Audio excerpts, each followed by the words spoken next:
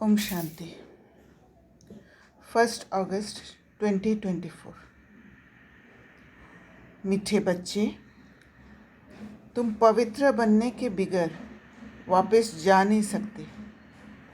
इसलिए बाप की याद से आत्मा की बैटरी को चार्ज करो और नेचुरल पवित्र बनो।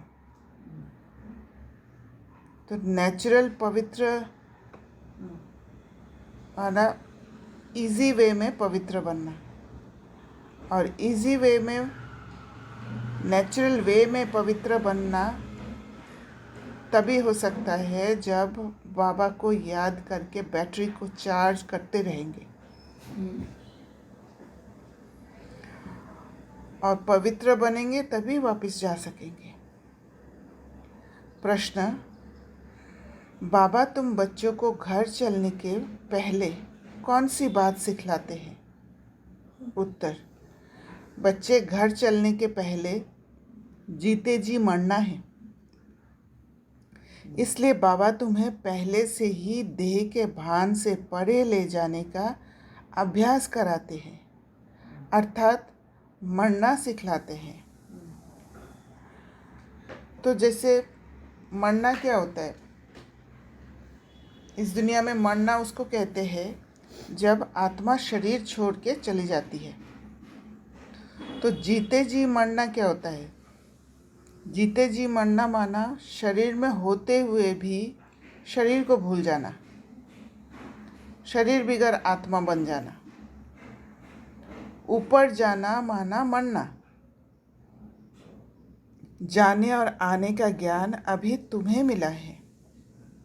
तुम जानते हो हम आत्मा ऊपर से आई है इस शरीर द्वारा पाठ बजाने। हम असुल वहाँ के रहने वाले हैं, अभी वहाँ ही वापस जाना है। ओम शांति। अपने को आत्मा समझ बाप को याद करने में कोई तकलीफ नहीं है। गुटखा नहीं खाना है। इसको कहा जाता है सहज याद। पहले पहले अपने को आत्मा ही समझना है। आत्मा ही शरीर धारण कर पाठ बजाती है। आत्मा ही इस शरीर को एनर्जी देती है, तभी ये शरीर पाठ बजाती है। संस्कार भी सब आत्मा में ही रहते हैं। आत्मा तो इंडिपेंडेंट है। बाप कहते हैं अपने को आत्मा समझ मुझ बाप को याद करो। यह नॉलेज अभी ही तुमको मिलती है, फिर नहीं मिलेगी। तुम्हारा ये शांत में बैठना दुनिया नहीं जानती। इसको कहा जाता है नेचुरल शांति, है ना? नेचुरल वे में शांति में जाना। कोई हट करने की ज़रूरत नहीं है। हम आत्मा ऊपर से आई है इस शरीर द्वारा पाठ बजाने। हम आत्मा असुल वहाँ के रहने वाले हैं। तो एक एक महावाक्य को फील करना है। कैसे बाबा आज आत्मा अभिमानी स्थिति में ले जा रहे हैं। ये बुद्धि में ज्ञान है कि कहाँ रहने वाले हैं, कहाँ के रहने वाले हैं। बाकी इसमें हठ योग की कोई बात नहीं, बिल्कुल सहज है। अभी हम आत्माओं को घर जाना है, परंतु पवित्र बनने बिगैर जा नहीं सकते। पवित्र होने के लिए परमात्मा बाप को याद करना है।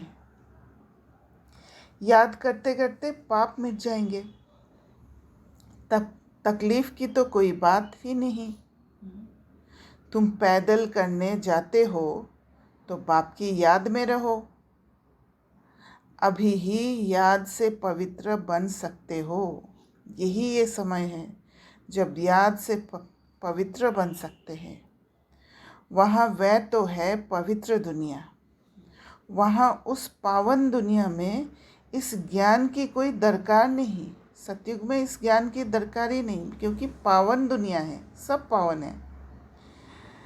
क्योंकि वहाँ कोई विक्रम होता नहीं, विक्रम का कोई नॉलेज ही नहीं है। विक्रम जो रावण के संस्कार वो मर्ज है।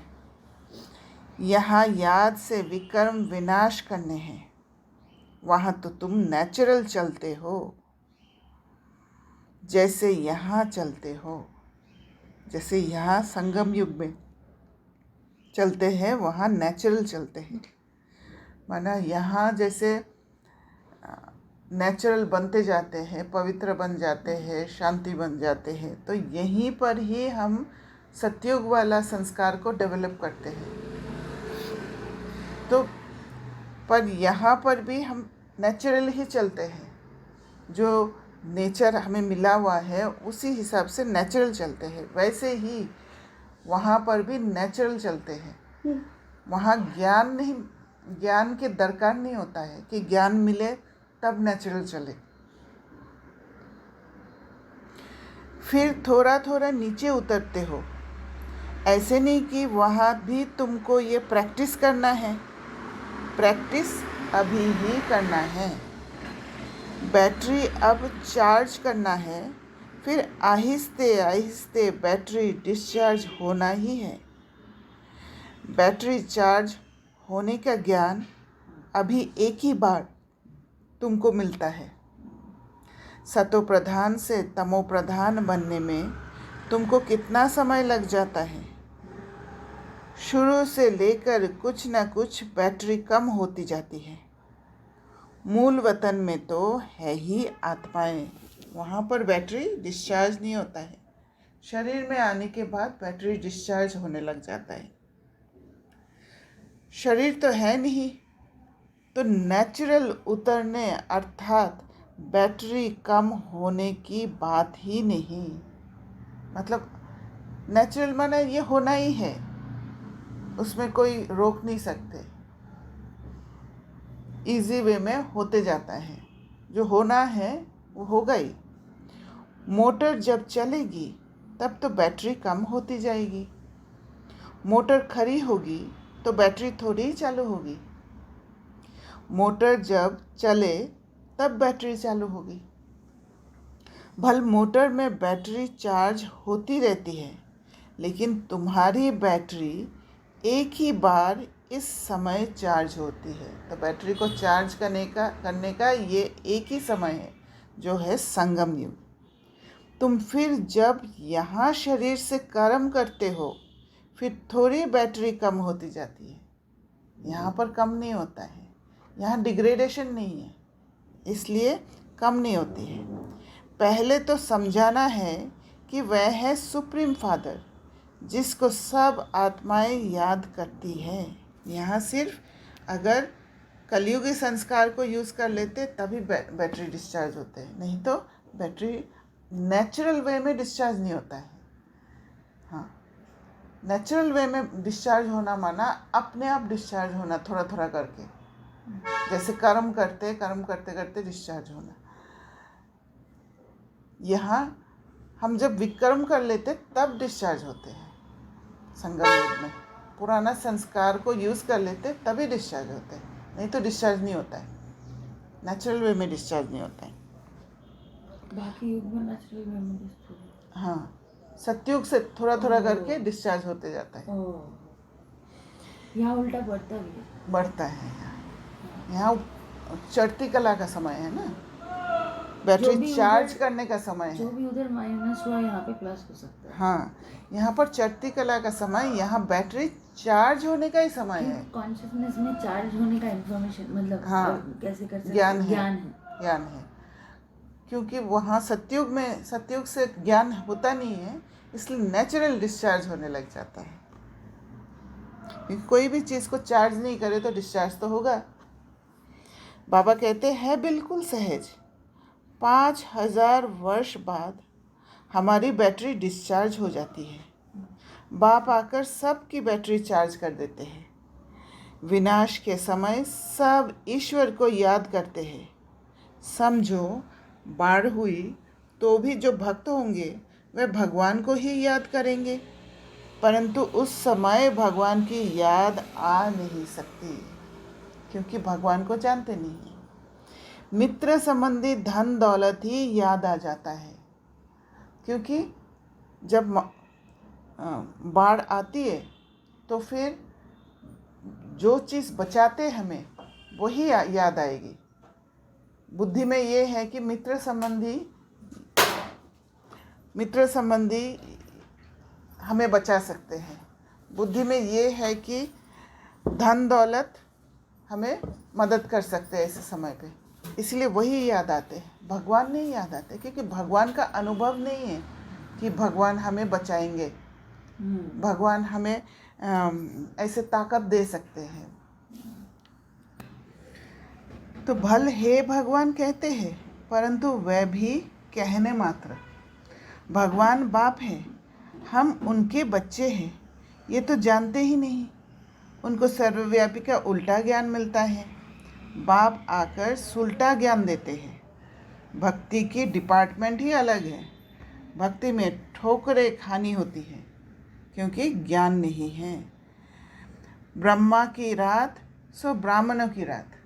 तो ब्रह्मा ने जो रात को देखा है, जो अंधेरे के अंदर से गुजरे हैं, वो ब्राह्मणों की भी रात है।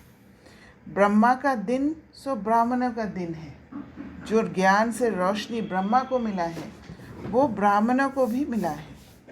ऐसा तो नहीं कहेंगे शूद्र का दिन, शूद्र की रात।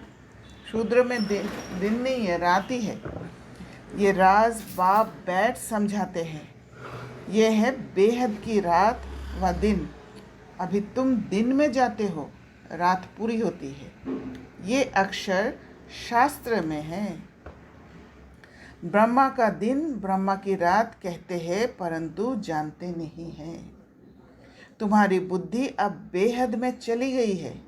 यूँ तो देवताओं को भी कह सकते हैं विष्णु का दिन विष्णु की रात, क्योंकि विष्णु और ब्रह्मा का संबंध भी समझाया जाता है। क्योंकि देवता ब्राह्मण जाके देवता बनते हैं, तो विष्णु ही ब्रह्मा बने और ब्रह्मा ही विष्णु बने। इसीलिए बाबा कह रहे कि देवता को भी कह सकते देवताओं का दिन और देवताओं की रात। देवताओं को भी कह सकते हैं विष्णु का दिन और विष्णु की रात। त्रिमूर्ति का ऑक्यूपेशन क्या है और तो कोई समझ ना सके। वह तो भगवान को ही कच्छ मच्छ में व जन्म मरण में चक्र में ले गए हैं। राधे कृष्ण आदि भी मनुष्य हैं, परंतु दैवी गुणों वाले। अभी तुमको ऐसा बनना है, दूसरे जन्म में देवता बन जाएंगे। 84 जन्मों का जो हिसाब किताब था वह अब पूरा हुआ, फिर रिपीट होगा। अब तुमको ये शिक्षा मिल रही है। बाप कहते हैं मीठे मीठे बच्चों, अपने को आत्मा निश्चय करो।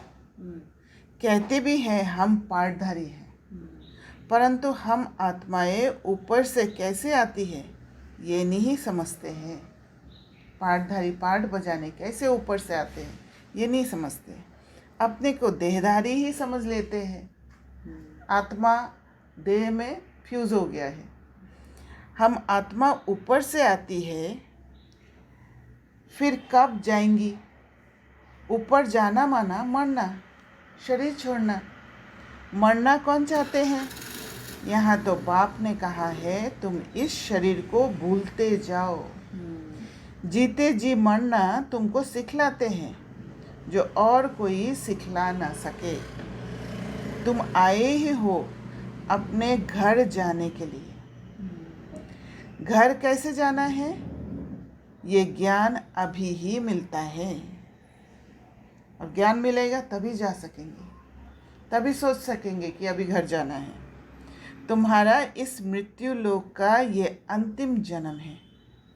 अमर लोक सत्युग को कहा जाता है, क्योंकि वहाँ मरते नहीं है, वहाँ जीने मरने का भान ही नहीं है, क्योंकि शरीर से फ्यूज नहीं हुआ है। अभी तुम बच्चों की बुद्धि में है हम जल्दी जल्दी जावे। पहले पहले तो घर मुक्तिधाम में जाना पड़ेगा। ये शरीर रूपी कपड़ा यहाँ ही छोड़ना है, फिर आत्मा चली जाएगी घर। जैसे हद के नाटक के एक्टर्स होते हैं, नाटक पूरा हुआ तो कपड़े वहाँ ही छोड़कर घर के कपड़े पहनकर घर में जाते हैं। तुम्हें भी अब ये चोला छोड़ जाना है। सतयुग में तो थोड़े देवताएं होते हैं, यहाँ तो कितने मनुष्य हैं, अनगिनत। वहाँ तो होगा ही एक आदि सनातन देवी देवता धर्म। अभी तो अपने को हिंदू कह देते हैं, अपने श्रेष्ठ धर्म कर्म को भूल गए हैं, तब तो दुखी हुए हैं। सतयुग में तुम्हारा श्रेष्ठ कर्म धर्म था। जब अपना कर्म, कौन सा कर्म करना है वो भूल के कोई और कर्म कर बैठते हैं, अपना धर्म को भूल के, जो धारणाएं हैं वो भूल के, हम कौन सी डिनेस्टी का है वो भूल के कोई और रिलीजन में चले जाते हैं, तो फिर दुखी हो जाते हैं। अभी कलयुग में धर्म भ्रष्ट है। बुद्धि में आता है कि हम कैसे गिरे हैं। अभी तुम बेहद के बाप का परिचय देते हो। बेहद का बाप ही आकर नई दुनिया स्वर्ग रचते हैं। कहते हैं मन मना भव। ये गीता के ही अक्षर हैं। सहज राज योग के ज्ञान का नाम रख दिया जाता है गीता। ये तुम्हारी पाठशाला है। बच्चे आकर पढ़ते हैं तो कहेंगे हमारे बाबा की पाठशाला है। जैसे कोई बच्चे का बाप प्रिंसिपल होगा तो कहेंगे हम अपने बाबा के कॉलेज में पढ़ते हैं। उनकी माँ भी प्रिंसिपल है तो कहेंगे हमारे माँ बाप दोनों प्रिंसिपल हैं, दोनों पढ़ाते हैं, हमारे मम्मा बाबा का कॉलेज है। तुम कहेंगे हमारे मम्मा बाबा की पाठशाला है, दोनों ही पढ़ाते हैं। दोनों ने ये रूहानी कॉलेज व यूनिवर्सिटी खोली है। दोनों इकट्ठे पढ़ाते हैं। बाप ने बच्चों को एडप्ट किया है। ये बहुत गुह्य ज्ञान की बातें हैं। बाप कोई नई बात नहीं समझाते हैं। तो बाबा जब पढ़ाने से पहले बाबा ने एक संबंध जोड़ा है, एक रिश्ता जोड़ा है, तभी एडप्ट करना पड़ा। नहीं तो सिर्फ एक ही संबंध रह जाता, वो है टीचर और स्टूडेंट का।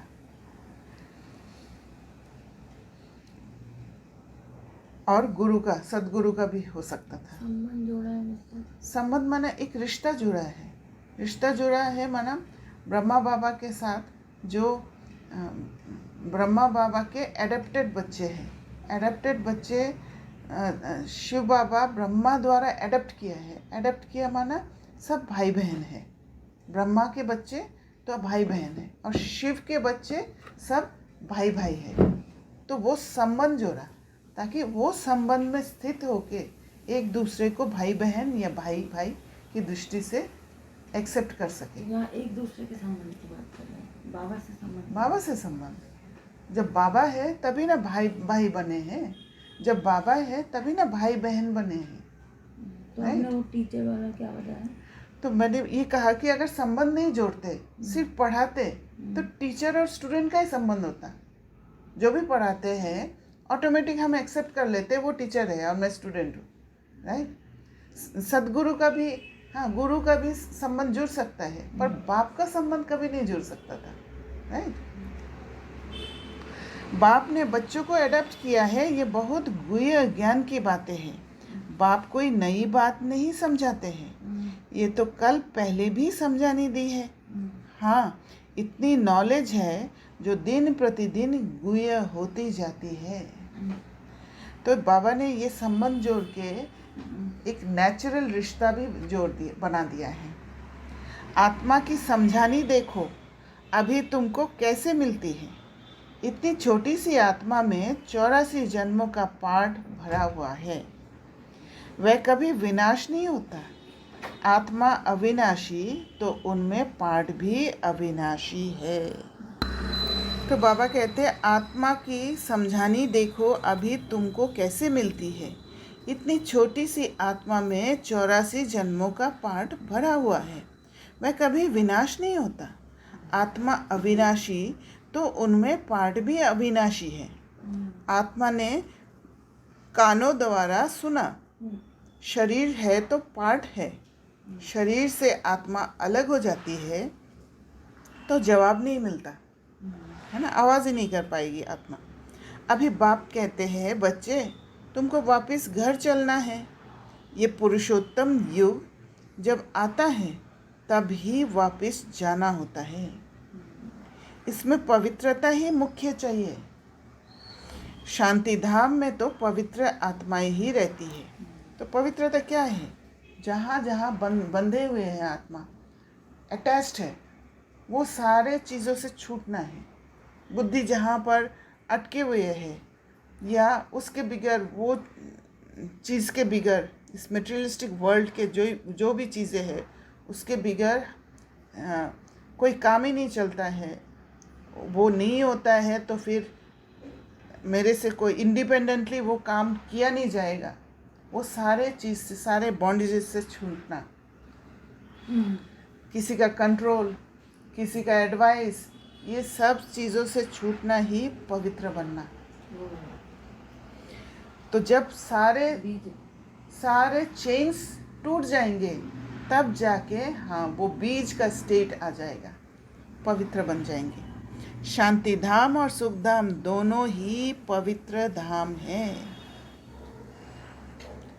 वहाँ शरीर है नहीं, आत्मा पवित्र है। वहाँ बैटरी डिस्चार्ज नहीं होती।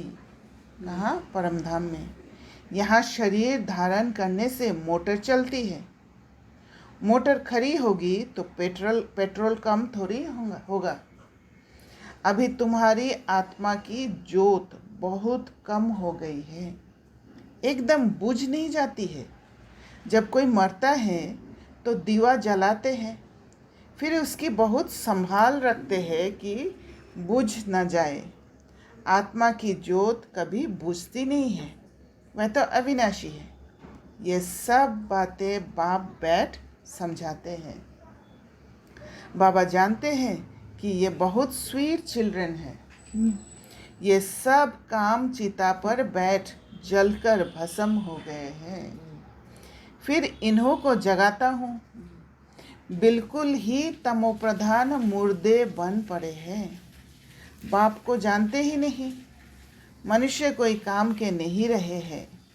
मनुष्य की मिट्टी कोई काम की नहीं रहती है। ऐसे नहीं कि बड़े आदमी की मिट्टी कोई काम की है, गरीबों की नहीं। मिट्टी माना ये शरीर, मिट्टी तो मिट्टी में मिल जाती है, फिर भल कोई भी हो। तो चाहे बड़ा आदमी हो चाहे छोटा आदमी हो, वो मिट्टी का ही बना हुआ है। ऐसे नहीं है कि बड़ा आदमी का कुछ और से, सोने से बना होगा। कोई जलाते हैं, कोई कब्र में बंद कर देते हैं। पारसी लोग कुएं पर रख देते हैं, फिर पंछी मांस खा लेते हैं, फिर हड्डियां जाकर नीचे पड़ती हैं। वह फिर भी काम आती है। दुनिया में तो ढेर मनुष्य मरते हैं। अभी तुमको तो आपे ही शरीर छोड़ना है ना, खुद के इच्छा से शरीर छोड़ना है। तुम यहाँ आए ही हो शरीर छोड़कर वापस घर जाने, अर्थात मरने। ये जो ज्ञान ले रहे, ये जो प्रैक्टिसेस कर रहे, किस लिए? मरने के लिए, माना आत्मा अकेले बन जाने के लिए। ये शरीर से छूट जाए, क्योंकि शरीर के हर एक पार्ट द्वारा हम इस दुनिया से बंध गए हैं। तुम खुशी से जाते हो कि हम जीवन मुक्ति में जाएंगे। जिन्होंने जो पाठ बजाया है अंत तक वही बजाएंगे। बाप पुरुषार्थ कराते रहेंगे, साक्षी हो देखते रहेंगे। ये तो समझ की बात है, इसमें डरने की कोई बात नहीं है। हम स्वर्ग में जाने के लिए खुद ही पुरुषार्थ कर शरीर छोड़ देते हैं। बाप को ही याद करते रहना है तो अंतमति सो गति हो जाए। इसमें मेहनत है, हर एक पढ़ाई में मेहनत है। भगवान को आकर पढ़ाना पड़ता है। ज़रूर पढ़ाई बड़ी होगी, इसमें दैवी गुण भी चाहिए। तो बाबा जो पढ़ाते हैं वो कुछ इस दुनिया से अलग है, इसलिए बाबा को बहुत मेहनत करना पड़ता है, उस कॉन्शियसनेस में लाना होता है, बुद्धि में ताकत भरना पड़ता है। तो उसके लिए दैवी गुण भी चाहिए, क्योंकि जितना जितना दैवी गुण आते जाएगा उतना उतना पढ़ाई समझ में आएगा। ये लक्ष्मी नारायण बनना है ना, ये सतयुग में थे, अब फिर तुम सतयुगी देवता बनने आए हो। एम ऑब्जेक्ट कितनी सहज है, त्रिमूर्ति में क्लियर है। ये ब्रह्मा विष्णु शंकर आदि के चित्र ना हो तो हम समझा कैसे सकते। ब्रह्मा सो विष्णु, विष्णु सो ब्रह्मा। ब्रह्मा की 8 भुजा 100 भुजा दिखाते हैं, क्योंकि ब्रह्मा के कितने ढेर बच्चे होते हैं। 100 भुजा माना क्या है, बच्चे हैं जो हेल्प करने वाले भुजाएं, बोलते हैं ना मेरे, तुम तो मेरे भुजाएं हो जो हेल्प करने वाले हैं। तो उन्होंने फिर वह चित्र बना दिया है। बाकी मनुष्य कोई इतनी भुजाओं वाला होता थोड़ी है। रावण 10 शीश का भी अर्थ है, ऐसा मनुष्य होता नहीं। ये बाप ही बैठ समझाते हैं, मनुष्य तो कुछ भी जानते नहीं। ये भी खेल है, ये कोई को पता नहीं है कि ये कब से शुरू हुआ है। परंपरा कह देते हैं, अरे वह भी कब से। तो मीठे मीठे बच्चों को बाप पढ़ाते हैं, वे टीचर भी है तो गुरु भी है। सारा दिन भर में जो भी इंसाइट्स मिलते हैं, जो भी कला सीखते हैं, वो शिव बाबा ही पढ़ाते हैं। परिस्थितियों में शिव बाबा ही टच कराते हैं। जब स्टेबल होके हम सोचते हैं कि हाँ ये करना है, तब शिव बाबा ही सिखाते हैं, पढ़ाते हैं। उस समय स्टूडेंट है, सारा दिन में आप स्टूडेंट बन के पढ़ते हो, सिर्फ मुरली टाइम पे स्टूडेंट नहीं बनते हो। हाँ जी, क्या कर रहे थे?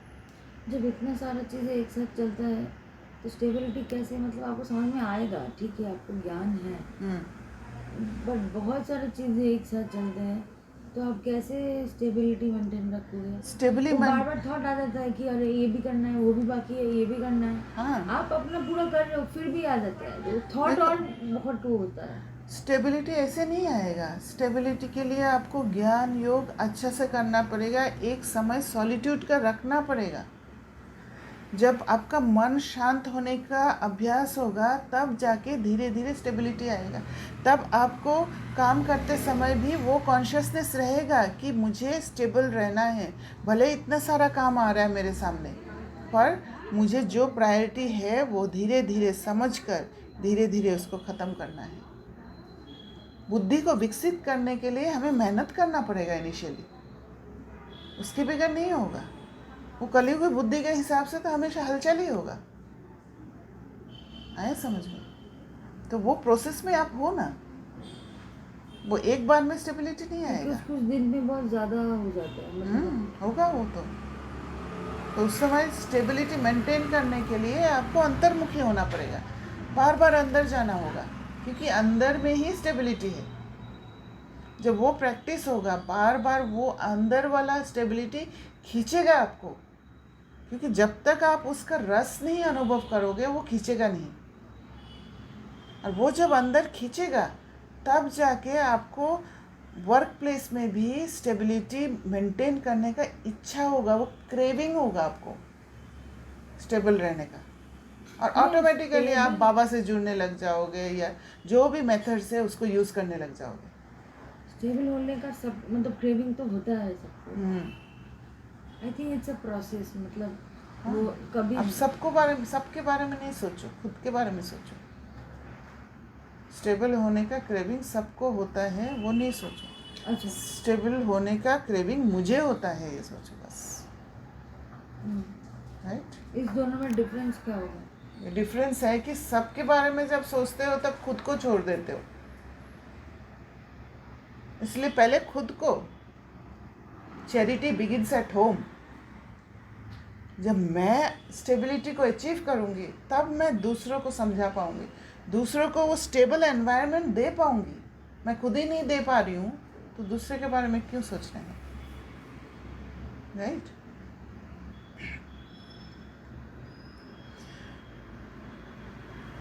तो बाबा कहते हैं ये बाप ही बैठ समझाते हैं, मनुष्य तो कुछ भी जानते नहीं, ये भी खेल है।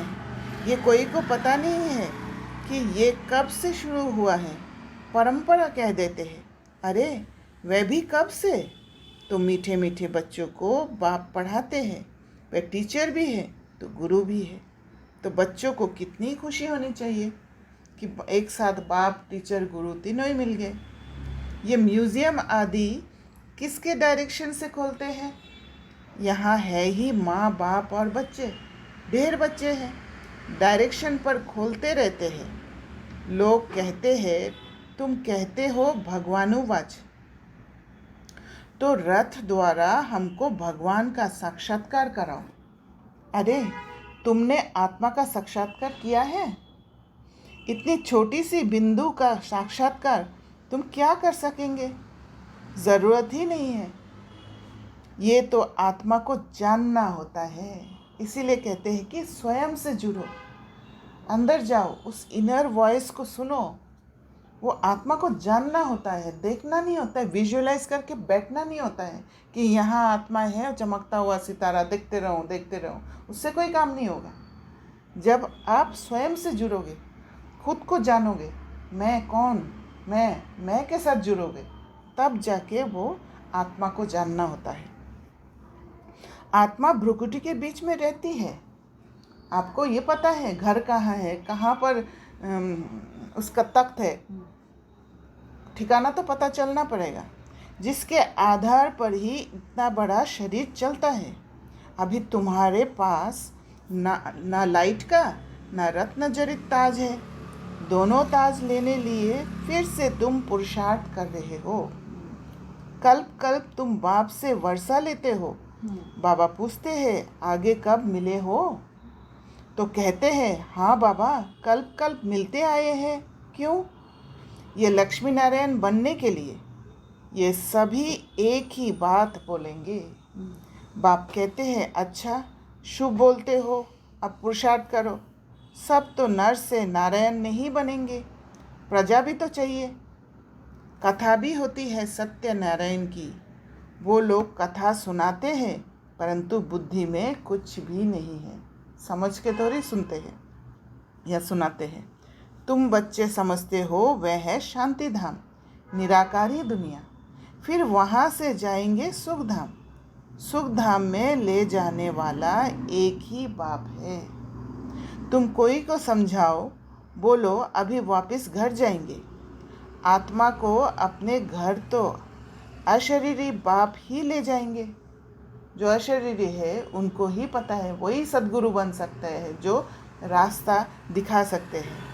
अभी बाप आए हैं, उनको जानते नहीं। बाप कहते हैं मैं जिस तन में आया हूँ उनको भी नहीं जानते। तो नहीं जानने से ना शिक्षा मिलेगा, ना घर जाने का रास्ता मिलेगा। रथ भी तो है ना, हर एक रथ में आत्मा प्रवेश करती है। सबका अपना अपना रथ है, पर शिव बाबा का रथ नहीं है, इसलिए ब्रह्मा का रथ लेना पड़ा। सबकी आत्मा भ्रुकुटी के बीच रहती है। बाप आकर भ्रुकुटी के बीच में बैठेगा। समझाते तो बहुत सहज है, पतित पावन तो एक ही बाप है। बाप के सब बच्चे एक समान हैं, उनमें हर एक का अपना अपना पार्ट है। इसमें कोई इंटरफियर नहीं कर सकता, किसी के पार्ट में इंटरफियर नहीं कर सकता, कंट्रोल नहीं कर सकते किसी को। वो होना ही है। कंट्रोल करके उसको ड्रामा के अनुसार फ्लो करने में हम रोक देते हैं।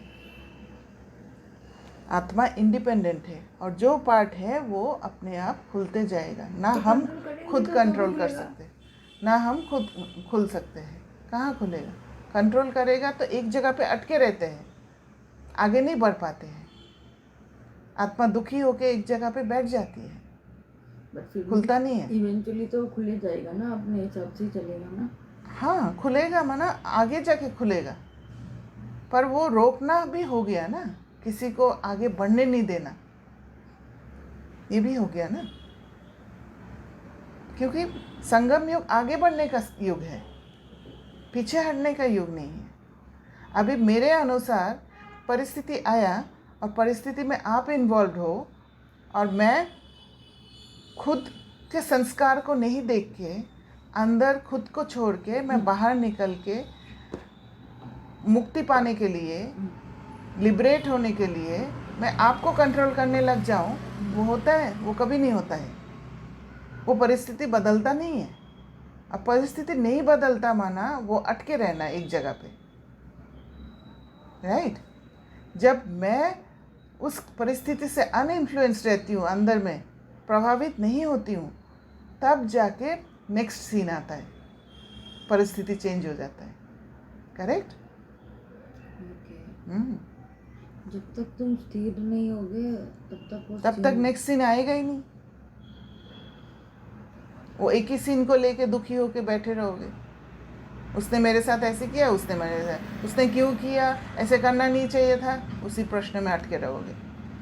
प्रश्न चित्त बन जाओगे, प्रसन्न चित्त नहीं बन पाओगे।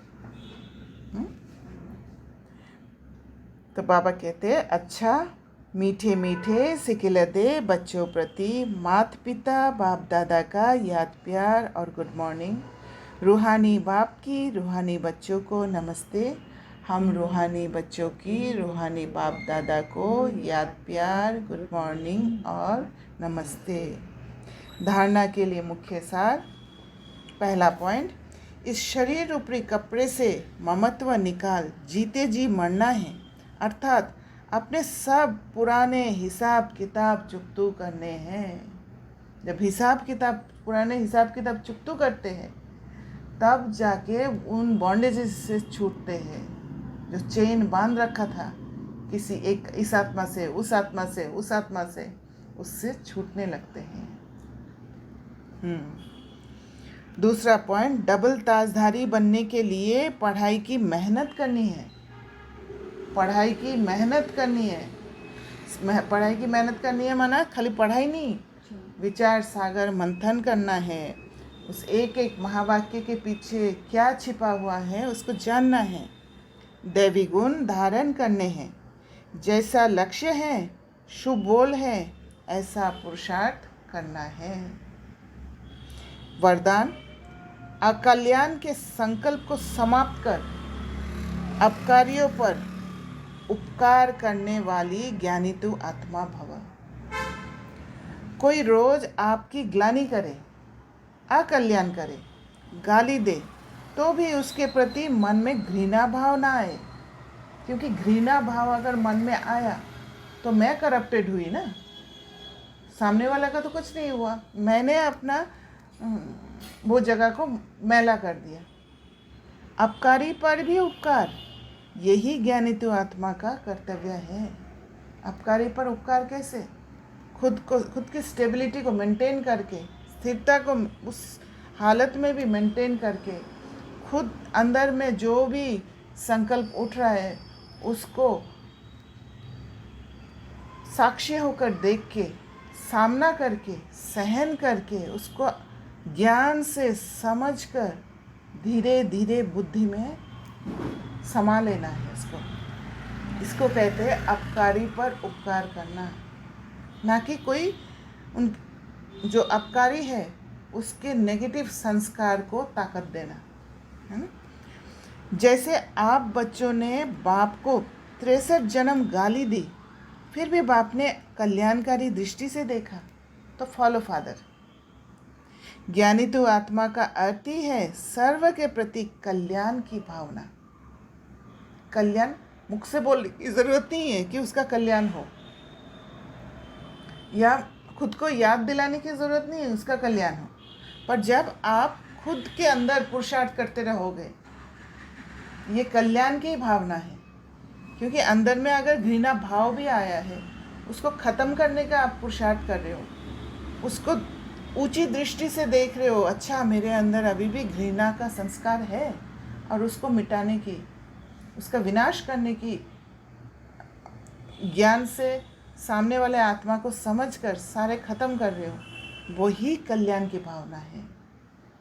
जहाँ अकल्याण की भावना होगा, हम सामने वाला का नुकसान करने की कोशिश करेंगे।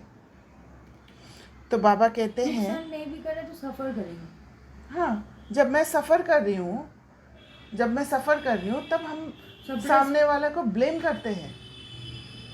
अब ब्लेम करना इटसेल्फ इज नुकसान करना, करेक्ट? तो अकल्याण संकल्प मात्र भी नहीं हो। स्लोगन, मन मनाभव की स्थिति में स्थित रहो। माना मन को बाबा में ही लगाओ, बाबा का मन में टैप हो जाओ, तो औरों के मन के भावों को जान जाएंगे। औरों के मन में जो हलचल चल रहा है उसको जान जाएंगे। अच्छा, ओम शांति। Thank you.